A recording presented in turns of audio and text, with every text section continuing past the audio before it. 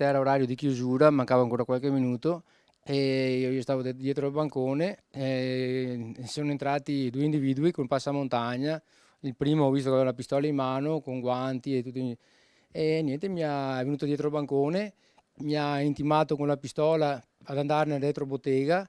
Intanto il collega che aveva con lui stava prendendo i soldi dal cassetto della cassa, insomma, e sono andato dietro con lui, mi ha legato delle fascette ai polsi e mi ha puntato la pistola alla testa. E non appena il secondo ha svuotato la cassa della tabaccheria Caselle di Santa Maria di Sala, se ne sono andati. Una volta preso il denaro, i due sono entrati nell'auto che avevano parcheggiato proprio qui di fronte alla tabaccheria e sono fuggiti fino all'arresto. Il bottino sarà restituito ai proprietari nei prossimi giorni, ma restano la rabbia e l'amarezza, soprattutto perché non è la prima volta che i ladri prendono di mira questo negozio. Erano venuti 2 volte nel 2017 quando abbiamo aperto, 2 volte in distanza di 15 giorni e là il bottino era stato un gran lunga superiore a questo, però penso che questo emotivamente segna molto di più.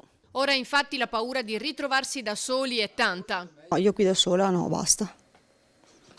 No, non ce la faccio. Lavori, diciamo che non è che hai questi grandi, che ti lasciano questo gran margine, l'attività che abbiamo e dopo dover vedere portare via tutto così, anche se questa volta viene restituito, però non ti fa avere la voglia di andare avanti, non hai voglia di andare avanti.